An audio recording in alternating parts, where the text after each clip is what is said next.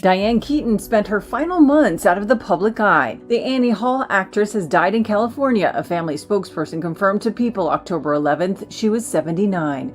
Keaton hadn't been publicly seen in nearly a year before her passing. In fact, her last public appearances were holiday shopping last Christmas and stepping out for errands in August 2024. In a world obsessed with trends, one woman never followed them. She defined them. Diane Keaton wasn't just an actress. She was a force of personality. From The Godfather to Annie Hall, from fearless performances to her iconic turtlenecks and suits, she turned vulnerability into power and eccentricity into elegance. Now, at 79, the curtain closes on a life that shaped Hollywood forever. A family spokesperson confirmed her passing in California. No spectacle, no scandal, just grace. Until the very end. She leaves behind a legacy carved in silver screen gold and a story that reminds us you don't have to fit in to be unforgettable. Long before the world knew her name, Diane Hall was a dreamer. Born in Los Angeles on January 5, 1946, the daughter of a homemaker and a real estate broker, she grew up watching her mother win a local Mrs. Los Angeles pageant, and in that moment, little Diane saw what beauty and confidence could look like. But it wasn't the pageant crown that fascinated her. It was the spotlight. She wanted not to be seen, but to be remembered. When she left college and moved to New York City, she carried nothing but ambition and a belief that she could be someone without becoming like everyone else. And when another actress had already taken her name, she borrowed her mother's maiden one. That's how Diane Keaton was born. Not just as a name, but as a reinvention. Every Hollywood legend begins with a moment that rewrites destiny. For Diane Keaton, that moment came when she walked into an audition for The Godfather. She didn't know it then, but her quiet poise would help define one of cinema's greatest films. As Kay Adams, the woman who loved Al Pacino's Michael Corleone, Diane brought something rare to the screen: emotional honesty. She wasn't a background figure in a mafia tale. She was its soul, the woman who loved power, then feared it. The success of The Godfather opened every door, but it was Annie Hall that made her immortal. In 1977, her mix of wit, vulnerability, and style won her the Academy Award for Best Actress and reinvented what it meant to be a leading lady. She didn't just act, she was. Her awkward pauses, her laughter, her clothes, everything was real. Hollywood didn't change her. She changed Hollywood. Behind the laughter and Oscars was a woman who loved deeply and often alone. Her first great love was Woody Allen, the man who saw her not as a starlet, but as a mirror of his own neurosis and genius. Their connection went beyond romance. It was creation itself. Together, they made Annie Hall, Manhattan, and cinematic magic that blurred the line between real and real. Even after their relationship faded, their friendship never did. Then came Al Pacino, her Godfather co-star, and her greatest emotional storm. He was intense, brilliant, impossible, and she adored him. I loved him. While Hollywood saw an actress, Diane saw structures. She didn't just live in houses, she transformed them. Between movie sets, she spent her days roaming through old Spanish colonial estates and forgotten mansions across Los Angeles. Where others saw decay, she saw design. Where others saw history, she saw rebirth. Over the years, Keaton quietly built a real estate portfolio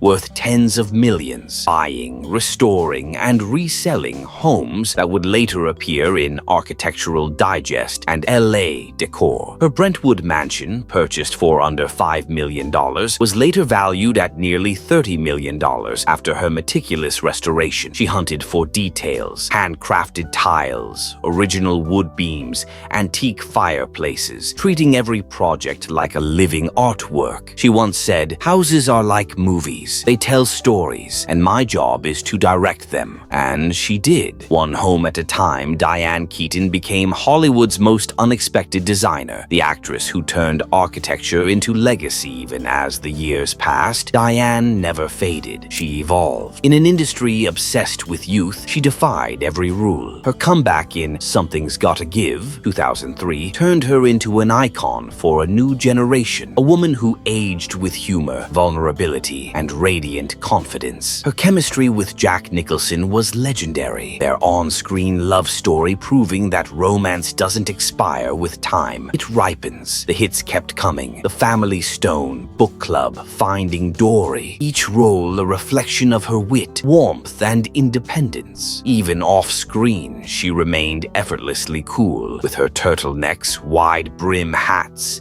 and irreverent charm that made her a timeless style muse. And as Hollywood shifted, Diane stayed true to her roots, writing, designing, and mentoring new artists who grew up watching her. When asked about aging, she once laughed and said, "Why be afraid of wrinkles? They're proof that you've smiled enough." In her final years, she lived quietly in California, surrounded by her children, her art, and the light-filled homes she built from dreams. She didn't just age gracefully. She rewrote what it means to live beautifully. The world didn't just lose an actress. It lost a soul that taught us how to live boldly, beautifully, and without apology. Diane Keaton was never defined by fame. She defined it. She turned awkwardness into charm, solitude into art, and imperfection into elegance. Every laugh, every outfit, every character she played was a quiet rebellion against conformity. Her life was a gallery, each role a portrait of courage, each home a masterpiece of vision, each moment a reminder that grace is louder than glamour. She once said, "You can be beautiful at 20, charming at 40, and irresistible for the rest of your life." And that's exactly what she was. Irresistible, unforgettable, eternal. As the lights dim and the screen fades, Diane Keaton's story remains, not in stone, but in spirit. A spirit that whispers to dreamers, artists, and misfits everywhere. Live your story, wear your hat, and never apologize for being yourself. Diane Keaton's story may have ended, but her spirit, her laughter, her courage, her timeless grace lives forever. From The Godfather to Annie Hall, from real estate artistry to iconic style, she showed the world that true beauty doesn't age. It evolves. And if stories like this move you, if you believe legends like Diane deserve to be remembered, then make sure you stay with us and untold stories of the world's most extraordinary people. Hit the bell, share this tribute, and help us keep their light alive. Because in the end, it's not just about fame or fortune. It's about impact, artistry, and the courage to be unforgettable.